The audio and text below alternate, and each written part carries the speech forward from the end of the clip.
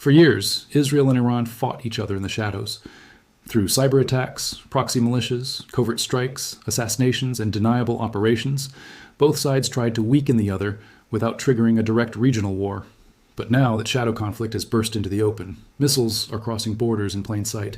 Air defenses are being tested in real time, energy markets are reacting, and perhaps most importantly, a second war is unfolding at the same time, the war over what the world is allowed to see.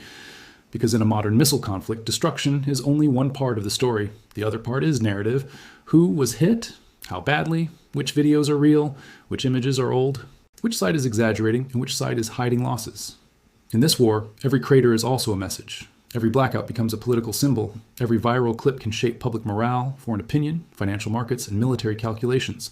Over the past several days, social media platform X has been flooded with claims that Iranian missile and drone strikes caused far greater damage inside Israel than the public has been told. Some posts describe massive fires, direct hits, blackouts, and suppressed footage. Others claim Israel is using censorship to conceal the true scale of the damage. These posts have spread widely, especially among pro-Iran and anti-Israel networks, often paired with dramatic video clips and anonymous eyewitness claims. But the reality is more complicated than either side wants to admit. Verified reporting does show that Iranian retaliation has hit Israel. Reuters has reported missile impacts in central Israel, visible destruction at strike sites, and economic losses that Israeli officials say could exceed 9 billion shekels a week. Photographs published by Reuters also show damaged buildings, emergency responders, and urban strike aftermath inside Israel after Iranian barrages. At the same time, that does not automatically validate every viral claim online. Wartime censorship, selective filming, recycled footage, partisan framing, and deliberate propaganda all distort the picture. Israel has strong incentives to project resilience. Iran has equally strong incentives to project penetration and deterrence. Both sides want their public, and the wider region, to believe they are winning, and that is what makes this conflict so significant.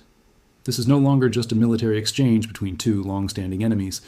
It is a test of air defense credibility, of deterrence, of state secrecy, of media trust, and of whether open-source information can still tell the truth during a fast-moving war.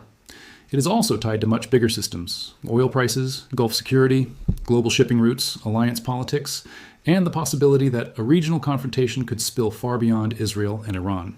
Reuters reported this week that the widening war has already shaken energy markets and raised fears around critical Iranian oil infrastructure, including Karg Island, one of the most important hubs in Iran's export system. So the real question is not simply whether Israel was hit. It was. The real question is this: in a war where both missiles and misinformation are flying, how do you separate real battlefield damage from strategic storytelling? That is the story behind the story. The sudden surge of claims about hidden destruction in Israel did not appear in a vacuum. It followed a dramatic escalation that transformed the long-running shadow war between Israel and Iran into an open missile exchange. The immediate trigger came at the end of February 2026, when Israel, with support from the United States, launched a coordinated wave of strikes against Iranian military and nuclear-related facilities. The operation targeted air defense systems, missile infrastructure, and key sites linked to Iran's strategic weapons programs. Israeli officials framed the operation as a necessary preemptive strike, aimed at preventing Iran from reaching a new threshold in its military capabilities. For Tehran, the attack crossed a red line. Iran responded with a scale of retaliation rarely seen in the region. Within days, waves of ballistic missiles, cruise missiles, and long-range drones began launching toward Israeli territory and U.S. military installations across the Middle East.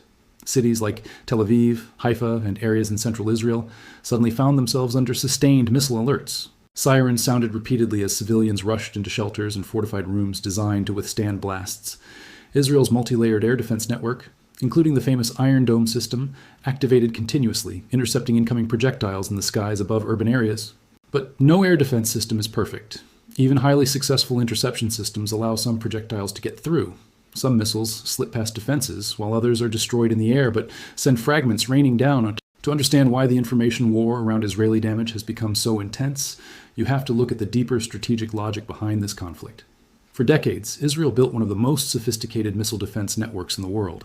Systems like Iron Dome, David's Sling, and Arrow were designed to protect the country from rockets, missiles, and long-range threats coming from multiple directions. This layered defense architecture is central to Israel's national security strategy. Israel is a relatively small country with dense population centers and highly concentrated infrastructure.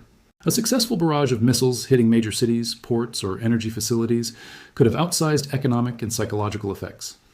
Because of that vulnerability, Israeli planners invested heavily in defensive technology, capable of intercepting incoming threats before they reach the ground. But missile defense is not simply a technical system. It is also a strategic symbol. If the system appears strong, Israel projects resilience and deterrence. If the system appears weak or overwhelmed, the psychological effect could ripple across the region. And that is exactly why Iran's strategy focuses on saturation. Iran's AWS missile doctrine is built around the idea that even the most advanced defense network can be strained if enough projectiles arrive at the same time. Instead of relying on a single high-precision strike, Iran uses a mix of ballistic missiles, cruise missiles, and long-range drones launched in coordinated waves. The logic is simple: force the defending system to intercept dozens or hundreds of targets simultaneously. Some may be intercepted, others may slip through. Even interceptors themselves are expensive, while offensive missiles can often be produced more cheaply in large numbers. In strategic terms, Iran is attempting to challenge Israel's most important defensive advantage. But Tehran also understands something else about modern warfare. Perception can be just as powerful as destruction. If Iran can convince regional audiences that Israeli defenses are failing, that message travels far beyond the battlefield. It affects deterrence, diplomacy, and the credibility of Israel's military technology. This is why viral videos and dramatic claims on social media matter so much. A single clip showing a missile impact can spread across millions of screens in hours. Online narratives can magnify the perceived success. The strikes, interceptions, and viral videos may appear local in the moment. A city under alert, a building damaged, a barrage launched overnight. But the systems affected are global. Energy markets react, shipping routes adjust, airlines cancel flights, insurance premiums rise, governments recalculate their security posture. And financial markets begin pricing in the possibility that a regional conflict could become something much larger. The first global shock runs through energy. The Middle East remains one of the most strategically important energy regions in the world. Any conflict involving Iran immediately raises fears over oil exports, refining capacity, and the safety of tanker routes. Traders do not wait for the worst-case scenario to happen. They react to the risk that it might happen. That means even limited strikes can push oil prices upward if markets believe supply disruption is becoming more likely. And the danger is not just direct damage to oil infrastructure. It is the threat environment around it. If shipping companies believe the Persian Gulf is becoming more dangerous, traffic patterns change. If insurers raise war risk premiums for vessels crossing the region, transport costs rise. If governments start warning commercial operators about missile or drone threats, the effect spreads beyond energy into logistics and trade. This is how regional warfare turns into global inflation pressure. Higher oil prices feed into transportation costs, manufacturing costs, food distribution, electricity generation, and consumer prices. A missile launched in the Middle East can eventually raise costs for households thousands of miles away. The second shock runs through trade routes. Even when the world's biggest choke points are not fully closed, the perception of danger can still disrupt commerce. Shipping companies may reroute, delay, or reduce movements through high-risk waters. Airlines may suspend routes across contested airspace. Ports may face congestion as schedules shift. Modern trade depends on predictability. War destroys predictability. And once uncertainty enters the system, delays start multiplying. A disrupted tanker schedule affects refinery planning. A rerouted cargo shipment affects factory inputs. A suspended flight network affects tourism, labor mobility, and business travel. These are the hidden economic consequences of geopolitical escalation, not dramatic enough to dominate headlines every day, but powerful enough to strain glow. The Middle East is filled with interconnected alliances, proxy groups, and military positions. If the conflict spreads to additional fronts, whether through militia activity, strikes on U.S. bases, or attacks on shipping lanes, the war could widen quickly. In such a scenario, regional actors might be pulled into the confrontation, turning a bilateral conflict into a multi-front regional crisis.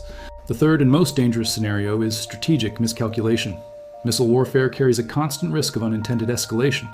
A strike that hits the wrong target, causes mass civilian casualties, or damages critical infrastructure could force leaders to respond more aggressively than they originally intended. Once that threshold is crossed, political leaders often lose the flexibility to de-escalate. History shows that many wars expand not because leaders planned them that way, but because events spiraled faster than diplomacy could catch up. And this is where the information war becomes critical again. In modern conflicts, public perception can shape political decisions. Viral footage, shocking images, or dramatic claims online can influence domestic pressure, international reactions, and diplomatic negotiations.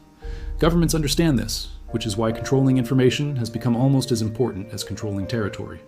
In the Israel-Iran conflict, both sides are trying to shape the story the world sees. Iran wants audiences to believe its missiles can penetrate Israel's defenses and impose real costs. Israel wants audiences to believe its defensive systems remain effective and its society resilient. Each narrative is designed to influence allies, adversaries, and observers far beyond the immediate battlefield. But the reality of modern warfare sits somewhere between those narratives. Missile defenses intercept many threats, but not all of them. Strikes cause damage, but rarely the apocalyptic destruction that propaganda suggests. Information spreads instantly, but truth often arrives much more slowly. That is why understanding this conflict requires looking beyond individual videos, posts, or headlines. It requires stepping back and examining the systems behind the story: military technology, strategic signaling, economic vulnerability, and the global networks that connect regional wars to worldwide consequences. Because the real significance of this conflict is not just the explosions in the night sky. It is what those explosions reveal about the world we live in. A world where wars are fought across multiple dimensions at once: military, economic, informational, and psychological. A world where perception travels faster than facts. And a world where the line between battlefield reality and narrative warfare grows thinner with every new conflict. And in that world, understanding the story behind the story may be just as important as understanding the war itself.